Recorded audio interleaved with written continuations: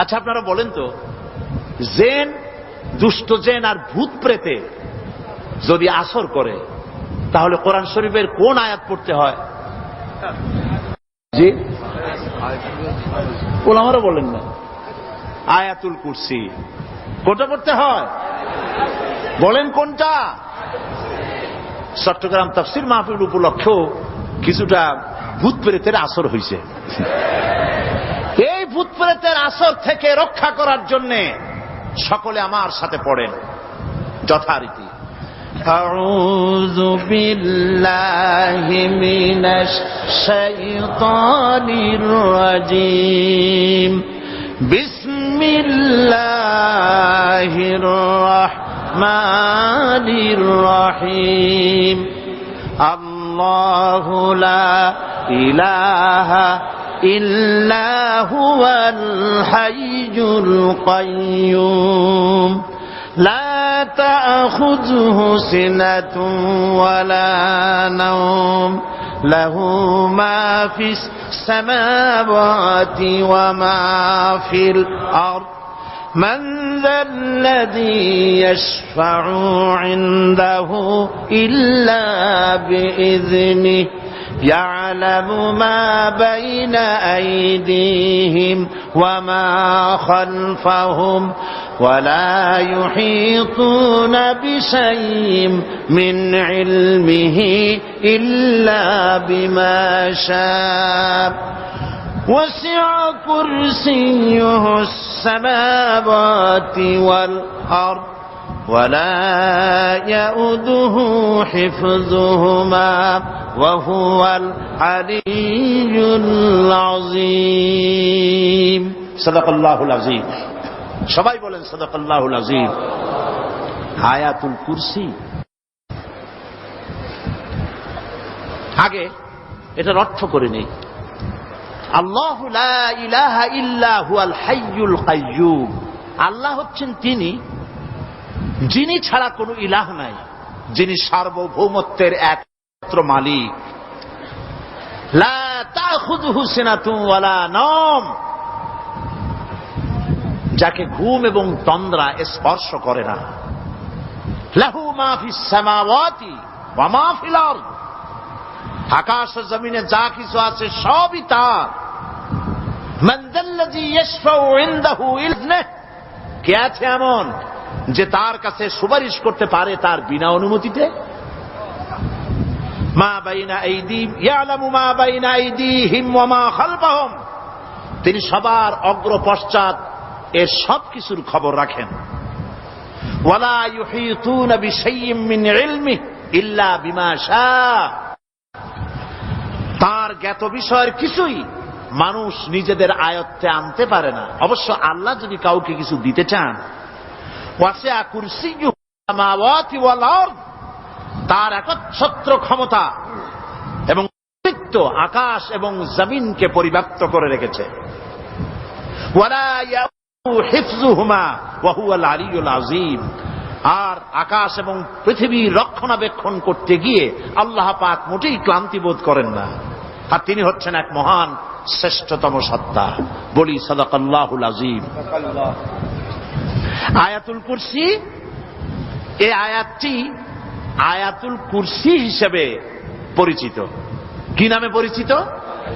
আয়াতুল কুরসি। এখানে মহান আল্লাহ পাকের এমন সব পূর্ণাঙ্গ পরিচিতি পেশ করা হয়েছে যার নজির গোটা কোরআন শরীফে নাই। সুবহানাল্লাহ। তাই হাদিস শরীফে এই আয়াতটিকে শ্রেষ্ঠ আয়াত বলা হয়েছে। কোরআন শরীফের কি আয়াত? শ্রেষ্ঠ আয়াত বলা হয়েছে। আমরা প্রত্যেকটি ফরজ নামাজের পরে এই আয়াতে কারিমা পড়ে থাকি, ঠিক কিনা বলেন? আল্লাহ বলেছেন প্রত্যেক ফরজ নামাজের পরে আয়াতুল কুরসি যে ব্যক্তি পাঠ করবে, কিয়ামতের দিন আল্লাহ রাব্বুল আলামিন ওই ব্যক্তির ব্যাপারে সিদ্ধান্ত নেবেন, আল্লাহ তাকে জান্নাত দান করে দিবেন। হতে পারে এবার আপনারা কেউ করতে পারেন, বাস ওয়াজ আর না শুনলে চলবে, আয়াতুল কুরসি পড়বো আর জান্নাতে চলে যাব না। বিষয়টা এমন নয়। বিষয়টা হচ্ছে এই আয়াতুল কুরসির মধ্যে এমন কিছু কথা আছে যা বুঝে যদি পড়ে আর আমল করে আল্লাহ পাক কিয়ামতের সিদ্ধান্ত নেবেন, জান্নাত দিয়ে দিবেন। সুবহানাল্লাহ, বলেন সুবহানাল্লাহ। এর কারণ হলো আয়াতুল কুরসির মধ্যে আল্লাহ পাক সার্বভৌমত্বের কথা বলেছেন। আজ আমরা স্লোগান দেই সব সমস্যার সমাধান। ও মাশাআল্লাহ, চট্টগ্রামের সবাই বোধহয় এই পরিচিত স্লোগানটা জানেন না। জবাব তা আপনারা জবাব দিতে পারলেন না কেন? সব সমস্যার সমাধান দেন স্লোগান আপনারাই।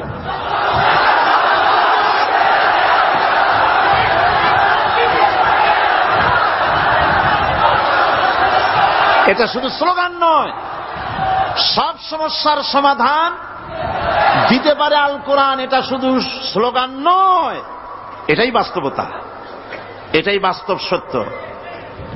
আয়াতুল কুরসির মধ্যে রয়েছে একটি জটিল সমস্যার সমাধান, যাকে সহজ কথায় বলা যায় গদি সমস্যার সমাধান। কুরসি মানে হলো গদি। আজকাল গদি নিয়ে কি হচ্ছে টের পাচ্ছে না ভাই? এই গদি নিয়ে টানাটানি হচ্ছে পৃথিবীর সর্বত্র। সার্বভৌমত্বের মালিক কে হবে? এইটা তো আপনারা বলতেছেন, কিন্তু যারা কোরআন জানে না তারা বলে সার্বভৌমত্বের মালিক জনগণ। দেখেন না, ওরা বলে সকল ক্ষমতার উৎস জনগণ। কারা বলে? নেতা নেত্রীরা বলেন সকল ক্ষমতার উৎস। কর না কেন? উৎস জনগণ। এই কথাটা হলো আসলে ভোটারদেরকে পাম্পট্টি দেওয়া, আপনাদেরকে ফুলাইয়া ডানলপ টায়ার বানায়। আপনারা খুব খুশি হবেন সমস্ত ক্ষমতার উৎস তাহলে আমরা। আরে বাবারা, তোমরা সকল ক্ষমতার উৎস যার পেট ভরা ময়লা, নাকের মধ্যে ছাতা, দাঁতে ছাতা, তুমি হবা সকল ক্ষমতার উৎস। আহার ক্ষমতার ঠেলায় একটা সাপ দেখলে ভয়তে সিট হয়ে পড়ো, সাইকেলের টায়ার বাস্ট হইলে হার্ট ফেল করে। সকল ক্ষমতার উৎস, সকল ক্ষমতার উৎস জনগণ। এই কথা বলা কবিরা গুনাহ, এই কথা বিশ্বাস করা হারাম, এই কথা বিশ্বাস করা শিরক।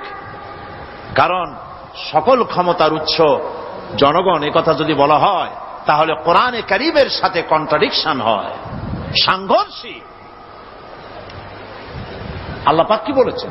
আল্লাহ পাক বলেছেন আন্নাল কুওয়াতা লিল্লাহি জামিআ। বলেন আন্নাল কুওয়াতা লিল্লাহি জামিআ। আমার আল্লাহ রাব্বুল আলামিন বলেন, জেনে রাখো নিঃসন্দেহে সকল ক্ষমতার উৎস কেবলমাত্র আল্লাহ রাব্বুল আলামিন। সকল ক্ষমতার উৎস কে? জোরে বলেন আল্লাহ, আল্লাহ, আল্লাহ। তিনি একমাত্র সকল ক্ষমতার উৎস। কোরআন আয়াতুল কুরসি আল্লাহ কোরআনে নাজিল করে সার্বভৌমত্বের মালিক কে হবে সমস্যার সমাধান করে দিলেন। রাসূল করিম সাল্লাল্লাহু আলাইহি ওয়াসাল্লাম মানুষের সার্বভৌমত্ব খতম করে মদিনায় আল্লাহর সার্বভৌমত্ব কায়েম করে তিনি একটি রাষ্ট্র কায়েম করলেন। মদিনার রাষ্ট্রের সার্বভৌমত্বের মালিক কে ছিলেন? আল্লাহ। জোরে বলেন কে ছিলেন? আল্লাহ। মানুষ তখন দেখতে পেল খোদাই সার্বভৌমত্বের ভিত্তিতে যে রাষ্ট্র গঠন হয় সেই রাষ্ট্র মানবতার জন্য কত কল্যাণকর হয়। সুবহানাল্লাহ বিহামদি। আয়াতুল কুরসিতে বলা হলো যে সার্বভৌমত্বের মালিক এই ক্ষমতাটাকে আরবিতে বলা হয় উলুহিয়াত। এই ক্ষমতাকে সার্বভৌমত্বের ক্ষমতাটাকে আরবিতে কি বলা হয়? উলুহিয়াত। আর যার হাতে এই ক্ষমতাটা থাকে তাহলে বলে ইলাহ, তাকে কি বলা হয়? আল্লাহ রাব্বুল আলামিন আয়াতুল কুরসির শুরুতে এই কথাটাই বলে দিলেন, আল্লাহু লা ইলাহা ইল্লা হুয়াল হাইয়ুল কাইয়্যুম। আল্লাহ হচ্ছেন তিনি যিনি ছাড়া কোনো ইলাহা নাই। তার মানে হলো সার্বভৌমত্বের একচ্ছত্র মালিকানা কার হাতে? চিৎকার দিয়ে বলুন, আল্লাহ রাব্বুল আলামিনের হাতে। সার্বভৌমত্বের এই ক্ষমতা হস্তান্তরযোগ্য নয়। সার্বভৌমত্বের মালিক যিনি হবেন তার শুরু থাকবে না, শেষও থাকবে না। এই কোয়ালিটি কার মধ্যে আছে? আল্লাহ পাকের মধ্যে। আল্লাহ পাক বললেন তিনি হচ্ছেন আল হাই আল কাইয়ুম। তিনি হাইয়্যু, তিনি কাইয়ুম, তিনি শাশ্বত, তিনি জাগ্রত, তিনি চিরস্থায়ী, যার শুরুও নাই, যার শেষও নাই। সুবহানাল্লাহ ওয়া বিহামদিহি। এই সার্বভৌমত্বের মালিকানা নিয়ে যারা বসে আছে, যে কোনো মুহূর্তে তার হাত থেকে ক্ষমতা ছিনতাই হয়ে যেতে পারে, পারে কিনা? আর ঘুমায় থাকলে, সার্বভৌমত্বের মালিক দাবি করে যদি ঘুমায় থাকে, ততক্ষণ ভারপ্রাপ্ত বানাবে কারে? এই জন্য সার্বভৌমত্বের মালিক হচ্ছেন আল্লাহ পাক, যাকে ঘুম এবং তন্দ্রা স্পর্শ করে না। সার্বভৌমত্বের মালিকের কোয়ালিটি আল্লাহ পাক বলছেন লা তাখুযুহু সিনাতুন ওয়ালা নাওম। পড়েন সবাই, লা তাখুযুহু সিনাতুন ওয়ালা নাওম। তার ঘুমও নাই, তন্দ্রাও নাই। হযরত মূসা আলাইহিস সালাম আল্লাহ পাকের কাছে একবার প্রশ্ন তুলেছেন, আল্লাহ পাক তুমি নাকি? আল্লাহ বলেন তুমি বিশ্বাস করো না? মূসা আলাইহিস সালাম বলছেন অবশ্যই বিশ্বাস করি। আল্লাহ পাক বললেন বিশ্বাস যদি করো তাহলে বুঝানো যাবে। হযরত ইব্রাহিম আলাইহিস সালাম বলেছিলেন আল্লাহ পাকের কাছে, কাইফা রব্বি আরিনি কাইফা তুহিল মাউতা, হে রব তুমি আমারে দেখাও কেমনে তুমি মৃত্যুকে জিন্দাকে মৃত্যু করো, মৃত্যুকে জিন্দা করো, একটু দেখাও আমারে।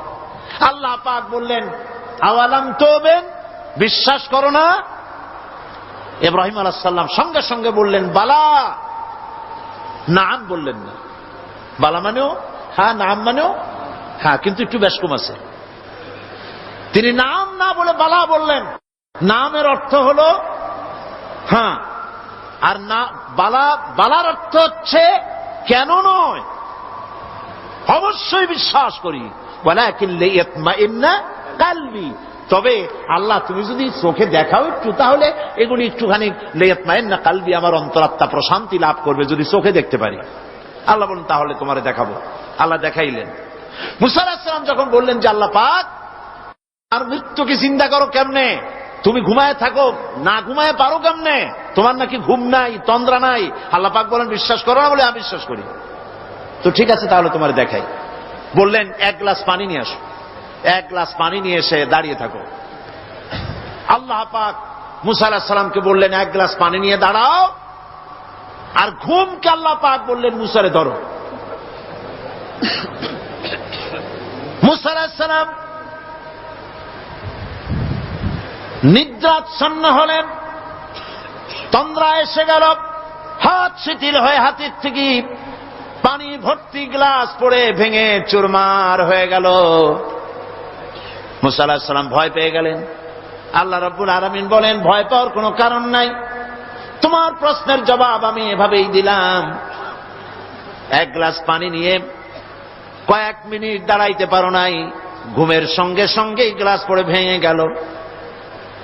তামাম আকাশ আর জমিন, গোটা সৃষ্টি জগৎ তোমার আল্লাহ পাকের হাতের মুঠার মধ্যে রয়েছে। আল্লাহ যদি ঘুমায় যায় সব শেষ হয়ে যাবে।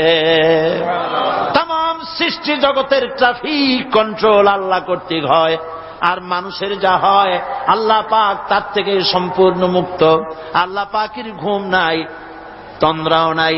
লা তাখুযুহু সিনাতুন ওয়ালা নাওম, ঘুমও নাই, তন্দ্রাও নাই। আল্লাহ পাক সমস্ত রকমের মানবীয় কোয়ালিটি থেকে, গুণ থেকে মুক্ত, মুবাররা, পবিত্র। আল্লাহ রাব্বুল আলামিন সার্বভৌমত্বের একচ্ছত্র মালিক হচ্ছেন আল্লাহ পাক। তিনি ছাড়া কোন ইলাহ নাই। তিনি পরিষ্কার করে বলছেন আল্লাহু লা ইলাহা ইল্লা হুয়াল হাইয়ুল কাইয়ুম। সবাই পড়েন আল্লাহু লা ইলাহা ইল্লা হুয়াল হাইয়ুল কাইয়ুম। আল্লাহ হচ্ছেন সার্বভৌমত্বের মালিক, তিনি ছাড়া কোন ইলাহ নাই।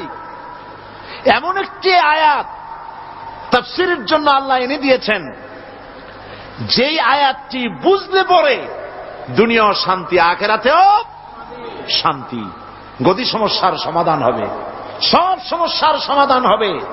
আয়াতুল কুরসি এমন আয়াত যা তেলাওয়াত করলে, বুঝলে, আমল করলে কিয়ামতের দিন আল্লাহ পাক তার সম্পর্কে সিদ্ধান্ত নেবেন, জান্নাত দিয়ে দিবেন। সুবহানাল্লাহ। আউযু বিল্লাহি মিনাশ শাইতানির রাজীম। বিসমিল্লাহির রাহমানির রাহিম। প্রত্যেক অক্ষরে অক্ষরে 10-10 করে নেকি এখন আমাদের নামায় আমলে লেখা হচ্ছে। সুবহানাল্লাহ। গলা ছেড়ে দিয়ে সবাই পড়েন আমার সাথে। আল্লাহু লা ইলাহা ইল্লা হুয়াল হাইয়ুল কাইয়্যুম লা তাখুযুহু সিনাতুন ওয়ালা নাওম লাহু মা ফিস সামাওয়াতি ওয়া মা ফিল আরদ মান যাল্লাযী ইয়াশফা'ু 'ইনদাহু ইল্লা বিইذনিহি ইয়া'লামু মা বাইনা আইদিহিম ওয়া মা খালফাহুম ولا يحيطون بشيء من علمه إلا بما شاء وسع كرسيه السماوات والأرض ولا يؤوده حفظهما وهو العلي العظيم صدق الله العظيم। আয়াতুল কুরসি হচ্ছে কোরআন শরীফের সর্বশ্রেষ্ঠ আয়াত। সুবহানাল্লাহ। রাসূল বলেছেন আয়াতুল কুরসি হচ্ছে কোরআনে কারীমের সর্বশ্রেষ্ঠ আয়াত এবং আল্লাহ পাকের তাওহীদের ব্যাপারে, সার্বভৌমত্বের ব্যাপারে এত বিস্তারিত অল্পের মধ্যে আর অন্য কোন আয়াতের মধ্যে ভাবে আসে নাই।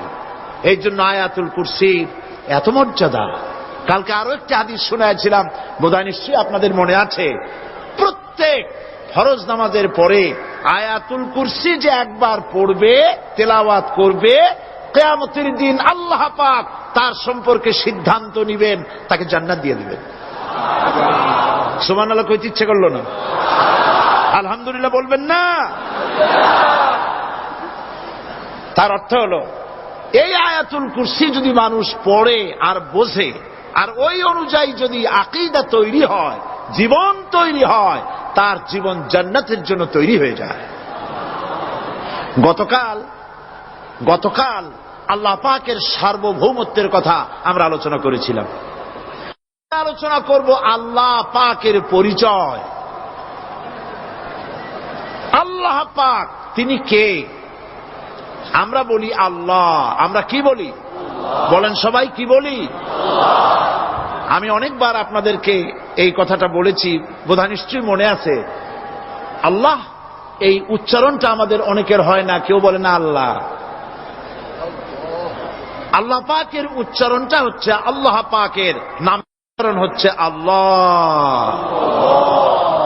মুখটা একটু গোল হয়ে যাবে, বলেন আল্লাহ আল্লাহ।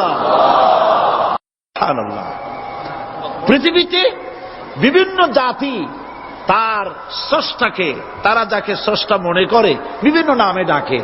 কেউ বলে ভগবান, কেউ বলে ঈশ্বর, কেউ বলে পরমেশ্বর, কেউ বলে বিধাতা, কেউ বলে গড। বিভিন্ন নামে লোকেরা এভাবে ডাকে। তো ভগবান বললে তার প্রতিশব্দে স্ত্রীলিঙ্গে কি আসে? বলেন ভগবতী। ঈশ্বর বললে স্ত্রীলিঙ্গে কি আসে? ঈশ্বরী। বিধাতা বললে তার স্ত্রীলিঙ্গে কি আসে? বিধাত্রী। গড, এটার স্ত্রীলিঙ্গে আসলে কি হবে? তো প্রত্যেকটি তারা যে ভাষায় আল্লাহকে ডাকে প্রত্যেকটি ভাষায় স্ত্রীলিঙ্গে একটি প্রতিশব্দ আসে। আল্লাহ এর স্ত্রীলিঙ্গে, এর প্রতিশব্দে আরেকটি শব্দ কি গোটা বিশ্ব খুঁজে পাওয়া যাবে? জোরে বলেন, যাবে? যাবে না। এবং অন্যান্য নামগুলি সন্ধি বিচ্ছেদ করলে অর্থই হবে না। গড, এটাকে যদি উল্টায়া বলা হয় তাহলে কি হয়ে যাবে? এবার দেখুন, আল্লাহ এই নাম, আল্লাহর পরিচয় কি? যদি বলা হয় যে আল্লাহর পরিচয় কি, শুধু আল্লাহ দিয়ে আল্লাহকে চেনা যাবে, আল্লাহকে চেনা যাবে।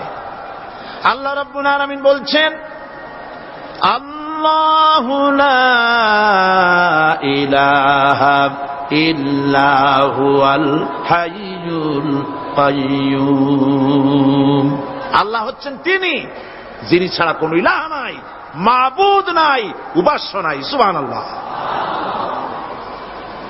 এখন আল্লাহর যদি প্রথম একটা অক্ষর আলিফ ছেড়ে দেওয়া হয় তাহলে থাকবে কি? লিল্লাহ। এই লিল্লাহ দিয়েও কেউ যদি আল্লাহর পরিচয় পেতে চায় তাহলে পেয়ে যাবে।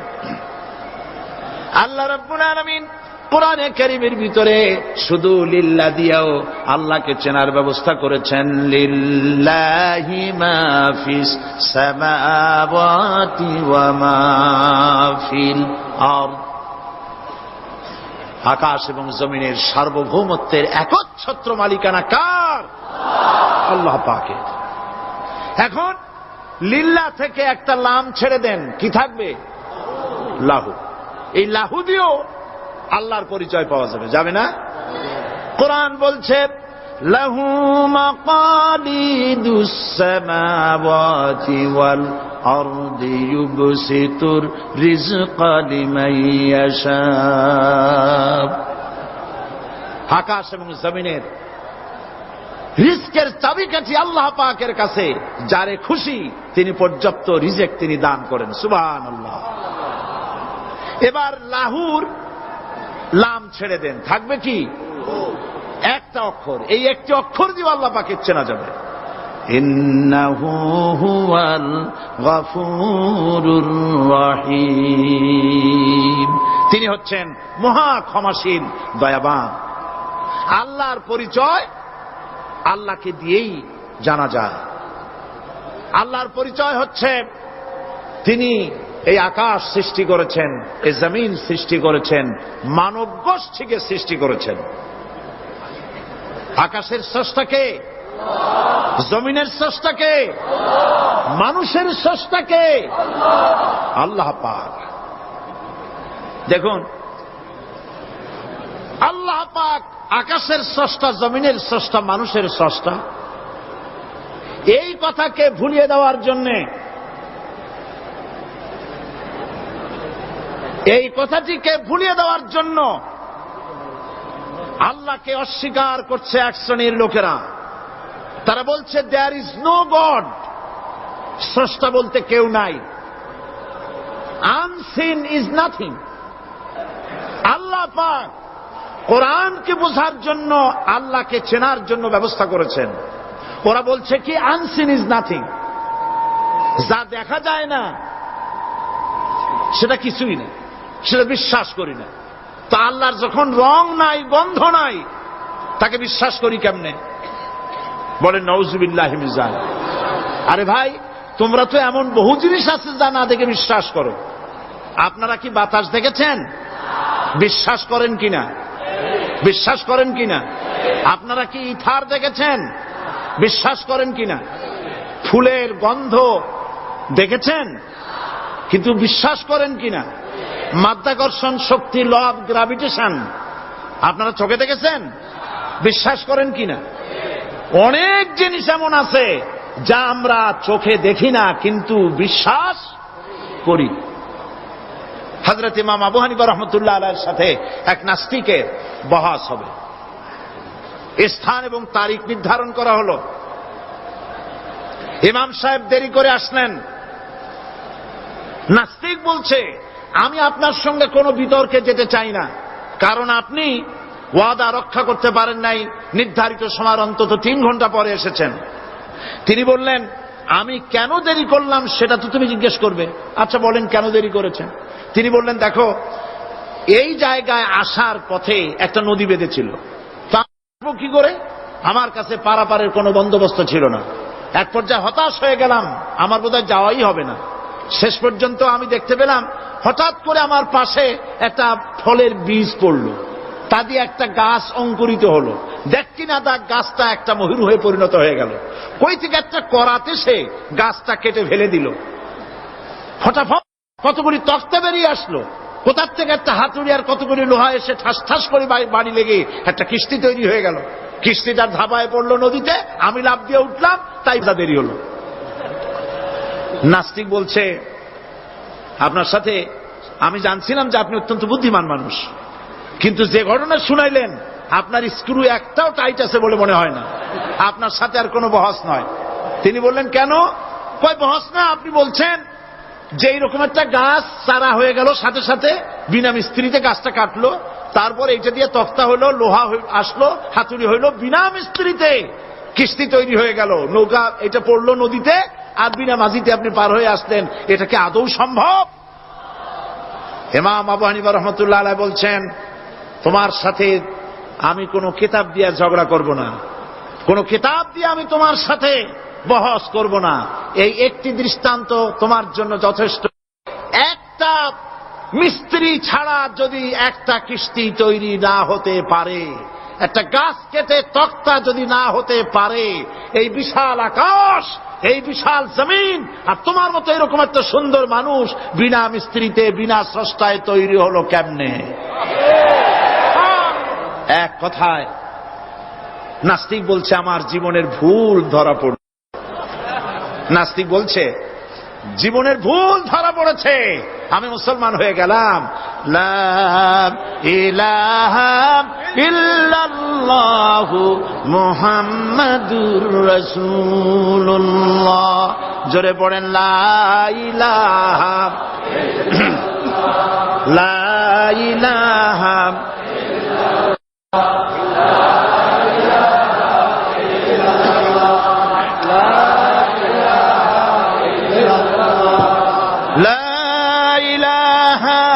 ইল্লাল্লাহু মুহাম্মাদুর রাসূলুল্লাহ।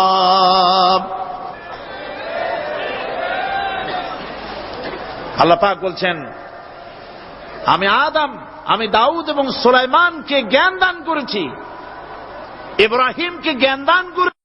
কোরআন শরীফের বহু জায়গায় শুধু জ্ঞানের কথাই বলা হয়েছে। সুবহানাল্লাহ। সুতরাং বুদ্ধিজীবী, এই বুদ্ধিজীবীরা তারা আসল জ্ঞানটা নাই। আসল জ্ঞান কোনটা বলেন? কোনটা? ডক্টর শহীদুল্লাহ মরহুম, আমি অনেকবার বলেছি তার কথা, তাকে জান্নাতুল ফেরদাউস নসিব করুন, বলেন আমিন। ডক্টর শহীদুল্লাহ মরহুম বলতেন তার লোকদেরকে যে তোমরা বিদেশ থেকে অনেক ডিগ্রি নামের আগে আনতে পারো, তোমরা পণ্ডিত, একথা আমি স্বীকার করি, কিন্তু কোরআন শরীফের জ্ঞান যদি না থাকে তাহলে পণ্ডিতের আগে আর একটা শব্দ বসবে, মূর্খ পণ্ডিত। কোরআনের জ্ঞান পাণ্ডিত্যকে পরিপূর্ণ করে দেয়, কারণ ওয়ামা উতীতুম মিনাল ইলমি ইল্লা কালিলা। সুবহানাল্লাহ। আল্লাহ পাক বলছেন, তোমাদেরকে সামান্যতম জ্ঞান দান করেছি। কতটুকুন জ্ঞান? কতটুকুন? সামান্যতম জ্ঞান দান করেছি। সুতরাং আল্লাহ পাক কোরআনের মধ্যে তার নিজের পরিচয় ছোট্ট একটি সূরার মধ্যে ব্যাপক আকারে বলে দিয়েছেন। কি? কুল হুয়াল্লাহু আহাদ।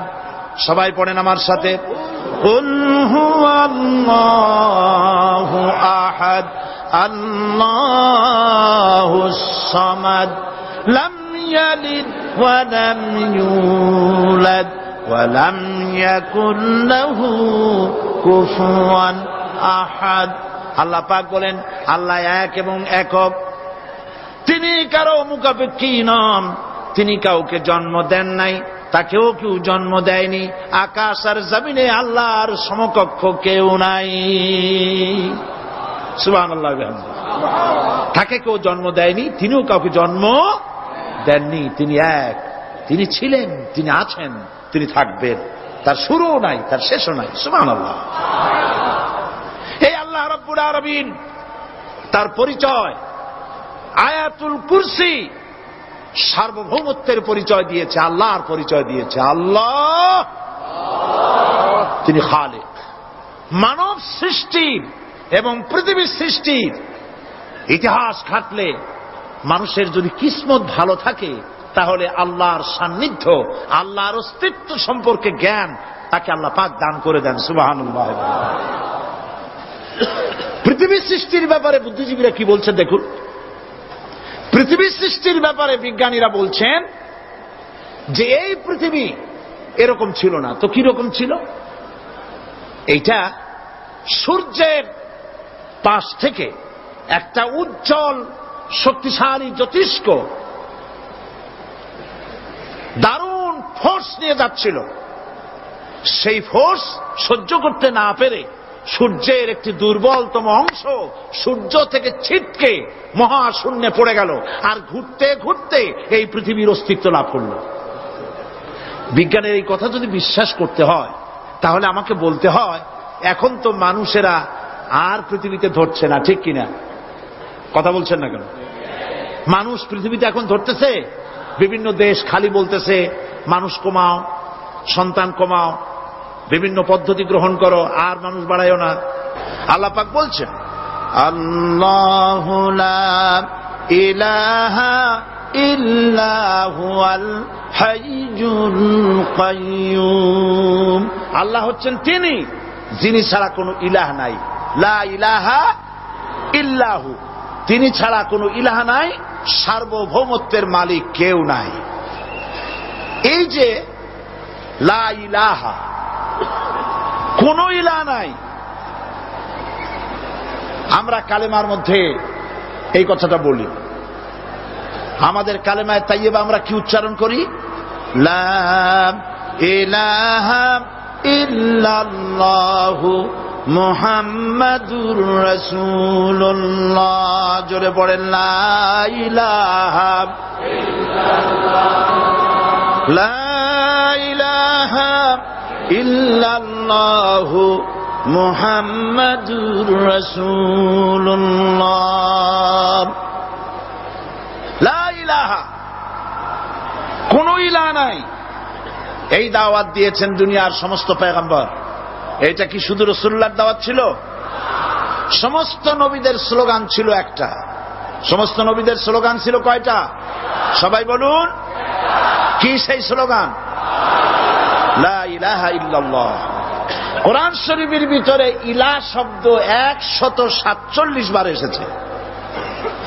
লা ইলাহার অর্থ যদি এই হয়, কোন উপাস্য নাই আল্লাহ ছাড়া, কোন মাবুদ নাই আল্লাহ ছাড়া, মুহাম্মদ সাল্লাল্লাহু আলাইহি ওয়াসাল্লাম আল্লাহর প্রেরিত রাসূল, তাহলে তো এত ঝঞ্ঝাট হওয়ার কথা ছিল না। আপনারা বলেন, নবীরা যখনই এই দাওয়াত দিয়েছেন লা ইলাহা ইল্লাল্লাহ, তখন সংঘর্ষ হয়েছে কিনা? হয়েছে কিনা? বাধা আসছে কিনা? তাহলে এই কথাটা কি যার কারণে এরকমের বাধা আসে? লা ইলাহা ইল্লাল্লাহ, এর চাইতে বিপ্লবাত্মক, এর চাইতে রিভলিউশন সৃষ্টিকারী কথা আল্লাহর আকাশের নিচে জমিনের উপরে আর একটাও হতে পারে না। লা ইলাহা ইল্লাল্লাহ। ইলাহ শব্দের অর্থ শুধু উপাস্য আর মাবুদ নয়। ইলাহ শব্দের অর্থ হচ্ছে আইনদাতা, ইলাহ শব্দের অর্থ হচ্ছে শাসনকর্তা, ইলাহ শব্দের অর্থ হচ্ছে বিধানদাতা। তো লা ইলাহা যখন একটি লোক ঘোষণা করে, তার অর্থ দাঁড়ায় কোন আইনদাতা নাই, বিধানদাতা নাই, শাসনকর্তা নাই, কারো আইন মানি না, বিধান মানি না, শাসন মানি না, আল্লাহ ছাড়া। কে ছাড়া? আল্লাহ ছাড়া। এই কালেমার দাওয়াত যখন পয়গম্বরেরা দিয়েছেন, তখন 3 শ্রেণীর লোকেরা বাধা দিয়েছে। বলেন কয় শ্রেণী? সবাই বলেন। 3 শ্রেণীর লোকেরা বাধা দিয়েছে। লক্ষ্য করুন। 1 নম্বরে বাধা দিয়েছে রাষ্ট্রশক্তি। 1 নম্বরে বাধা দিল কারা? 2 নম্বরে বাধা দিয়েছে ধনাঢ্য ব্যক্তিবর্গ। 3 নম্বরে বাধা দিয়েছে যারা কায়েমি স্বার্থবাদী ধর্মীয় শক্তি, এই তিনটি শ্রেণী সমস্ত নবীদেরকে বাধা দিয়েছে। সেই বাধা অতীতে যারা দিত এখন আর দেয় না, নাকি এখনো দেয়? দেখুন, এই কালেমার দাওয়াত হযরতে মূসা আলাইহিস সালামকে যেদিন আল্লাহ পাক প্রথম ওহী দিলেন, এই দাওয়াত শুধু রাসূল দেন নাই, আল্লাহ পাক বলছেন প্রত্যেক নবী তার জাতিকে এই দাওয়াত দিয়েছেন। কি? আল্লাহ রাব্বুল আলামিন বলেন সকল নবী তার কওমকেই বলে দাওয়াত দিয়েছেন, ইয়া কওমি ইবুদুল্লাহা মা লাকুম মিন ইলাহিন গায়রু। হে সম্প্রদায়, আল্লাহ ছাড়া কোন ইলাহ নাই, তার ইবাদত করো, তারই দাসত্ব করো, তার গোলামি করো। আল্লাহ পাক মূসা আলাইহিস সালামকে যখন নবুয়াত দিলেন, প্রথম যে ওহী এলো, প্রথম ওহীটাই ছিল ইন্নানি আনাল্লাহ লা ইলাহা ইল্লা আনা ফা'বুদনি ওয়া আকিমিস সালাতা লিযিকরি। নিশ্চয়ই আমি আল্লাহ, আমি ছাড়া কোন ইলাহ নাই, আইনদাতা নাই, বিধানদাতা নাই, সুতরাং আমার দাসত্ব করো এবং আমার শরণার্থে নামাজকে প্রতিষ্ঠা করো। মূসা আলাইহিস সালামকে আল্লাহ পাক ওহী দিয়ে তাকে পাঠালেন। কোথায় পাঠালেন? আল্লাহ পাক বলেন ইযহাব ইলা ফিরআউনা ইন্নাহু তাগা। গোটা কওম নাফরমান, আল্লাহর আইন কেউ মানছে না, গোটা কওমের কাছে না ছায়া আল্লাহ পাক সর্বপ্রথম মূসা আলাইহিস সালামকে দাওয়াত নিয়ে কার কাছে পাঠালেন?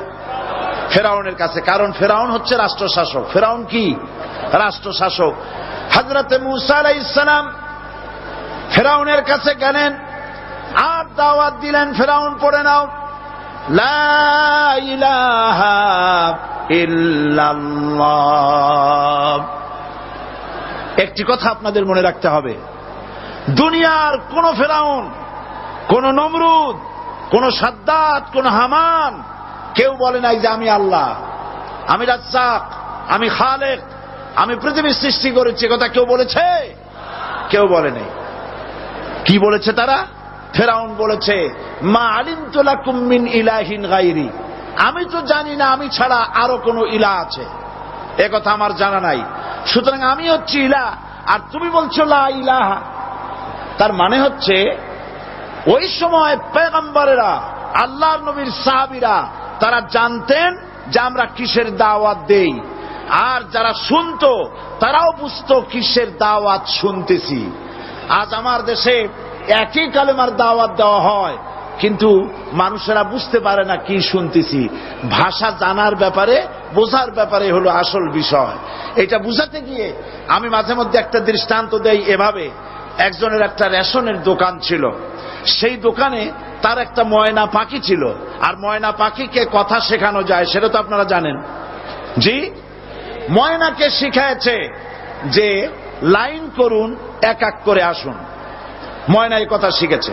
সকালবেলায় যখন রেশনের দোকানে ভিড় পড়ে গেছে, তখন ওই পাখি খাঁচার মধ্যে বসে বলছে লাইন করুন, এক এক করে আসুন। একদিন খাঁচার দরজা খোলা পেয়ে পাখি উড়ে গিয়ে গাছের ডালে বসেছে। আশেপাশে যত পাখি ছিল তারা চিন্তা করলো এই রকমের পাখি তো কখনো দেখি নেই। ময়না তো দেখতে কাকের মতো না, শালিকের মতো না, দেখতে একটা ভিন্ন রকম।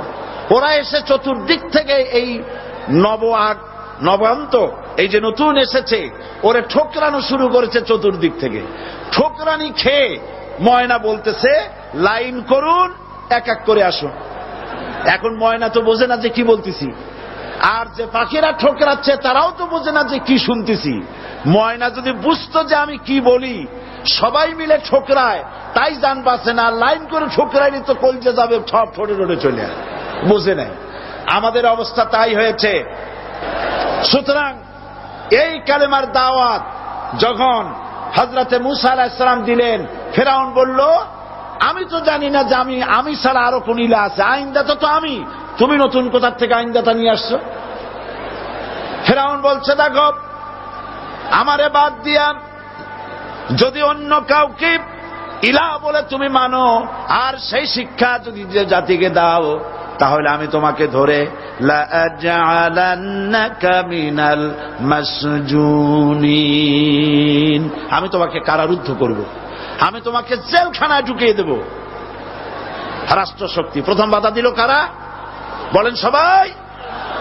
সেই বাধা কি ওখানে শেষ হয়েছে না এখনো আছে? আছে কিনা জোরে বলেন। আমি তোমাকে জেলখানায় ঢুকাবো। হযরত মুসা আলাইহিস সালাম বলেন, ফেরাউন রে, জেলের ভয় আমি করি না, আমার কি জেলের ভয় দেখায়া লাভ নাই, আমি আল্লাহ পাকের পয়গম্বর। হযরত মুসা আলাইহিস সালাম, ফেরাউনের দলবল আছে, লোক লস্কর আছে, তার অস্ত্রের অভাব নাই। আল্লাহ রাব্বুল আলামিন মুসা আলাইহিস সালামের কাছে একটা অস্ত্র দিয়া দিলেন। দিছিলেন কিনা? আল্লাহ পাক হযরত মুসা কি বলেছেন? ওয়া মা তিলকা বিয়ামিনিকা ইয়া মুসা, মুসা রে তোমার হাতে ওটা কি? মুসা আলাইহিস সালাম বললেন, এটা লাঠি। আল্লাহ পাক বললেন, ফেলে দাও লাঠি। লাঠি ফালায় দিলেন। কি হয়ে গেল? হিয়া হাইয়াতুন তাসআ, লাঠি হয়ে গেল।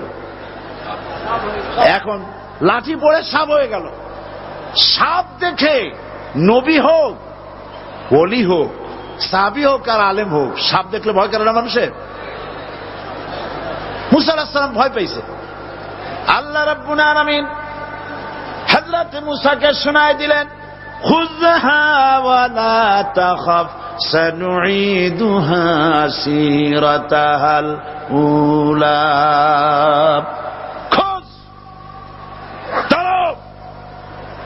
লা তাখাফ, ভয় পেও না। আল্লাহ বলছেন ধরো, ভয় পেও না। ধরার সঙ্গে সঙ্গে স্বাভাবিক অবস্থায় ফিরে আসবে, আবার লাঠি হয়ে যাবে। এখন আল্লাহ বলছেন ধরো। মুসা আলাইহিস সালাম কি ভয় পাওয়া উচিত হবে? আর উচিত হবে?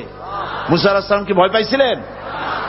কারণ হচ্ছে এই দুশমনের শক্তিটা খুব বড়ই দেখা যায়, মনে হয় যেন অনেক বড়, কি জানি কি। আল্লাহ পাক বলছেন, ইন্না কাইদাশ শায়তানে কানা দাঈফা, শয়তানের চক্রান্ত যতই তুমি মনে করো অনেক ষড়যন্ত্রের জাল বিস্তার হয়ে আছে, আল্লাহ কয় কিছুই না, দাঈফা, অত্যন্ত দুর্বল। আল্লাহ পাক বললেন ধরো।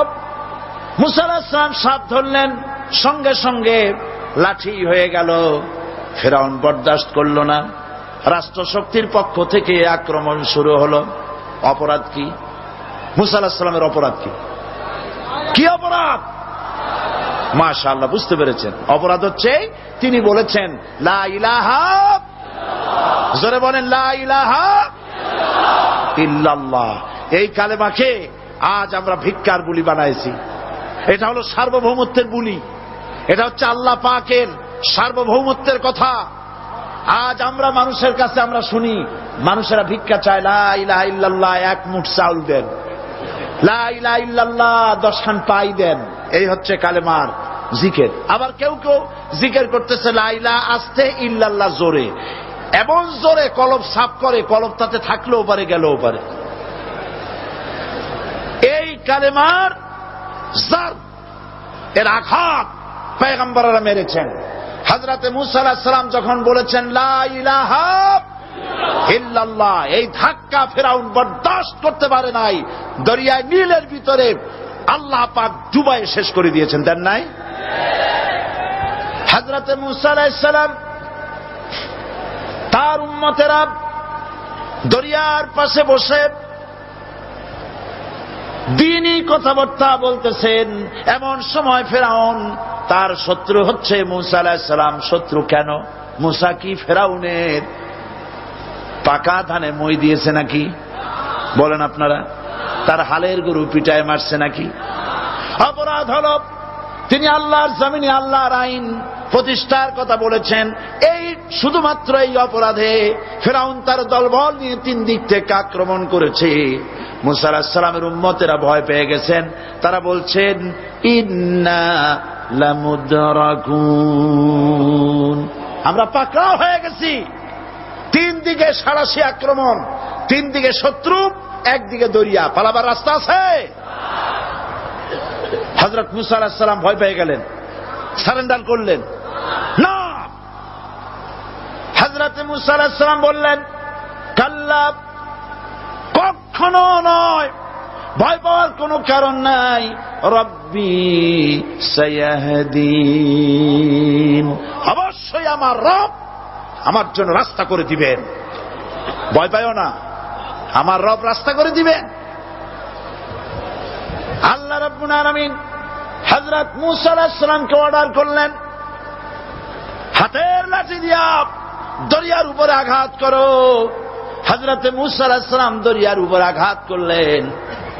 রাস্তা ছিল দরকার একটার, এক বাড়িতে আল্লাহর হুকুমে লাঠি দিয়ে একটি আঘাত করার সঙ্গে সঙ্গে হযরত মুসার তার সঙ্গী সাথী দরিয়া পার হওয়ার জন্য দরিয়ার মধ্য দিয়ে আল্লাহ 12টা রাস্তা পয়দা করে দিলেন।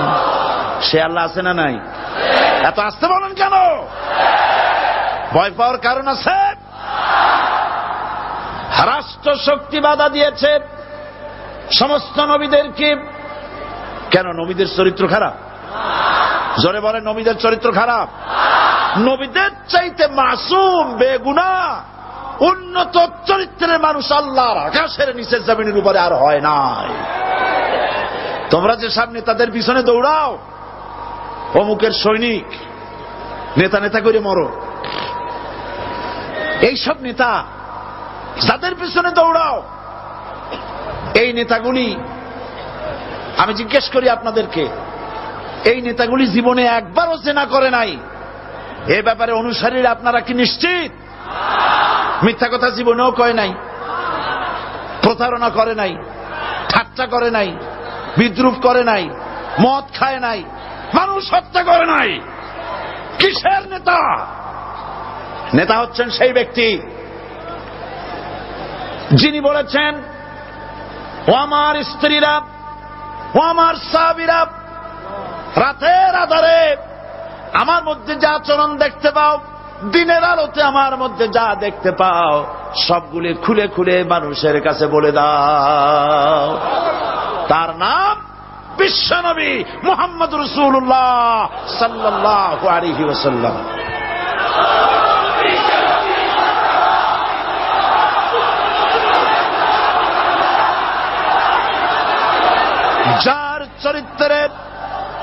যার চরিত্রের সার্টিফিকেট আল্লাহ রাব্বুল আলামিন নিজে দিচ্ছেন, ওয়া ইন্নাকা লাআলা খুলুকিন আযীম।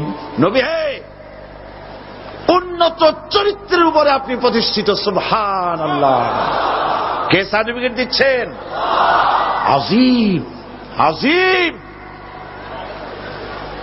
আরবিতে চওড়াকে বলা হয় আরিদ, গভীরতাকে বলা হয় আমিক।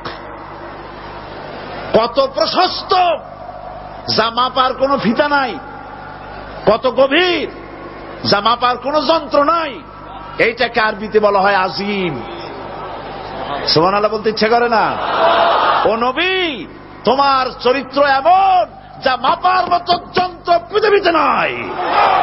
লা ইলাহা ইল্লাল্লাহ। পড়েন সবাই, লা ইলাহা ইল্লাল্লাহ।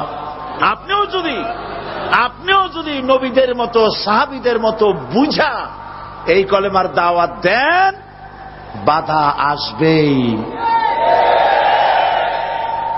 বোঝাবুঝির ব্যাপার, বুঝতেই সারল। কত মাহফিল হয় বাংলাদেশে, হয় না? কোনো বাধা নাই, ঠিক কিনা? কত পূজা হয়, পার্বণ হয়, গান হয়, থিয়েটার হয়, গুনাহগার বিবির গান হয়, কত কিছু হয়। কোনো বাধা আছে? তাফসীরের মাহফিলে বাধা। কারণ ওরা বুঝতে পেরেছে এ তাফসীরের মাহফিলে গাজীর গীত হয় না, এ তাফসীরের মাহফিলে আল্লাহর সার্বভৌমত্ব কায়েমের আন্দোলন চলে।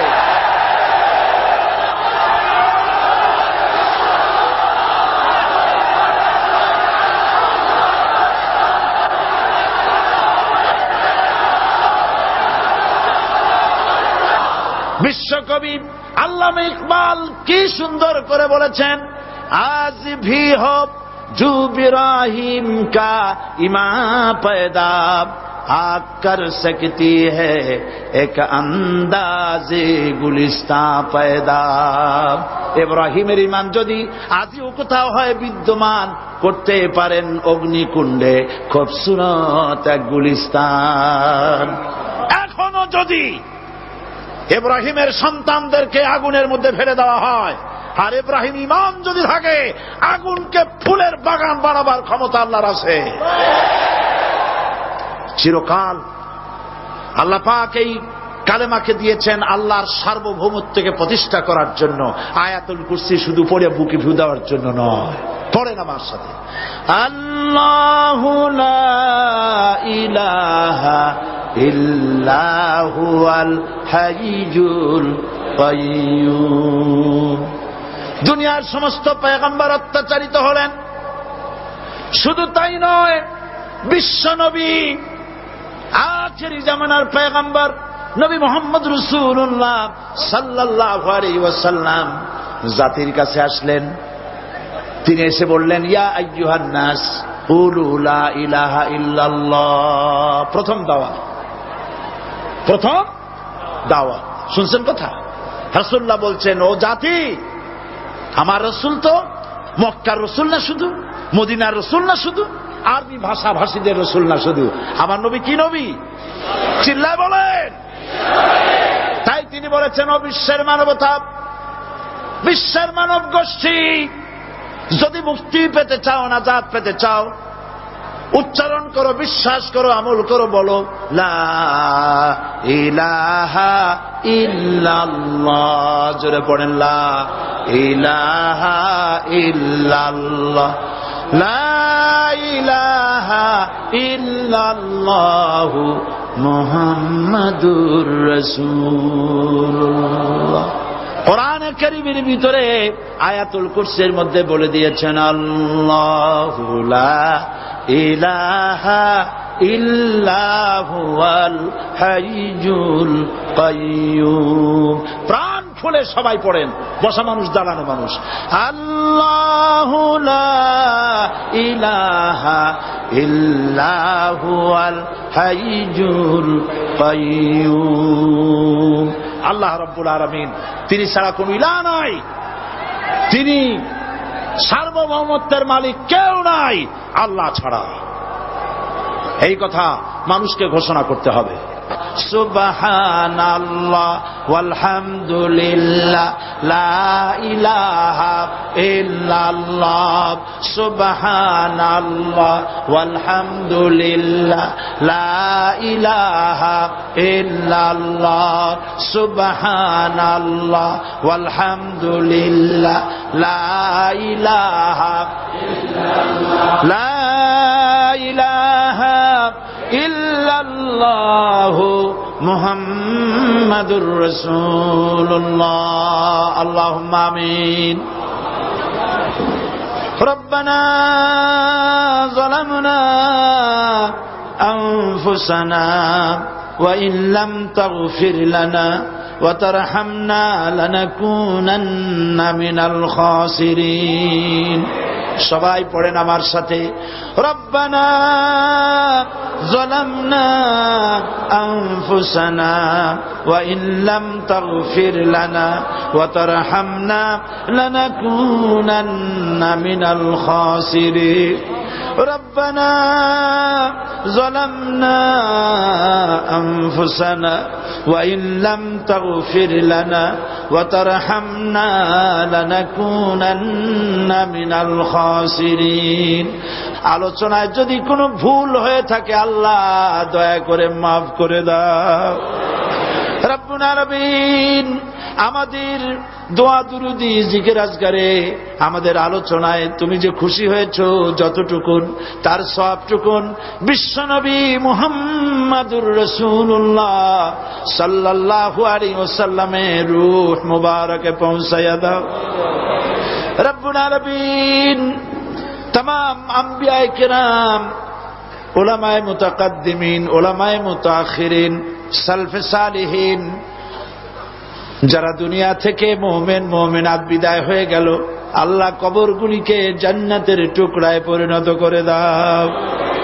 রব্বুল আলামিন, এই লক্ষ লক্ষ মুসলমান নরনারী ভিক্ষুকের মতো তোমার দরবারে হাত তুলেছি।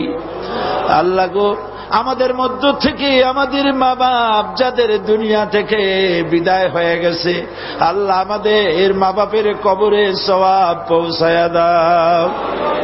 রব্বুল আলামিন, আত্মীয় স্বজন যদি বিদেশে থাকে 2 মাস 6 মাস পর চিঠি দিয়া খোঁজ খবর পাওয়া যায়, প্রত্যেক দিন টেলিফোন করে খবর পাওয়া যায়, কিন্তু আমাদের মা বাপ যাদের মারা গেল, বছরের পর বছর, যুগের পর যুগ বিদায় হয়ে গেল, কোন হালতে আছে জানি না। আল্লাহ আমাদের মা বাপের কবরগুলি জান্নাতের টুকরায় পরিণত করে দাও। রব্বুল আলামিন, আমাদের আব্বা কত মহব্বত করতেন, কত কষ্ট করেছেন।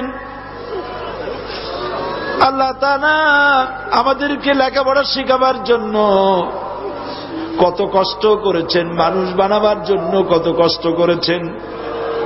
আমাদের জন্য ঘর বাড়ি বানায়া জায়গা জমি কিনে রেখে সবগুলি থুয়ে খালি হাতে চলে গেছে বাবা। আল্লাহ, আমাদের আব্বার রুহের পরে সওয়াব পৌঁছায়া দাও। রব্বুল আলামিন, এখন তো আর বাড়ি গেলে নাম ধরে কেউ ডাকে না। আয় আল্লাহ, আমাদের আব্বা যত গুনাহ করেছি জানা অজানা, সমস্ত গুনাহগুলি আল্লাহ তুমি সাইয়্যাতগুলি হাসানাত দিয়া বদলাইয়া দাও। রব্বুল আলামিন, আমাদের জনম দুঃখিনী মা, আয় আল্লাহ, মা যা যে হারাইছে সেই বোঝে কি নিয়ামত তার চলে গেছে। আল্লাহ, আমাদের মা যার বিদায় হয়ে গেছে, মায়ের কবরটাকে জান্নাতের টুকরায় পরিণত করে দাও। রব্বুল আলামিন, মায়ের পেটের ভিতরে বসে 10টা মাস ধরে মায়ের কষ্ট দিছি। তিনি ডেলিভারিতে কষ্ট করেছেন, 2-2.5 বছর বুকের দুধ খেয়ে কষ্ট দিয়েছি, পেশাব পায়খানা করে মায়ের কাপড় চোপড় নষ্ট করে দিয়েছি। মা বিরক্ত হন নাই, থাপ্পড় মারেন নাই, আছাড় দিয়া ফালায় দেন নাই। আল্লাহ, মা যাদের মারা গেল মাবুদ, মায়ের কবরটাকে জান্নাতের টুকরা বানায়া দাও। রব্বির হামহুমা কামা রব্বায়ানি সগীরা। আমার ভাইয়েরা, আমার মা বোনেরা করুণ ভাবে আল্লাহরে বলেন, রব্বির হামহুমা কামা রব্বায়ানি সগীরা, রব্বির হামহুমা কামা রব্বায়ানি সগীরা।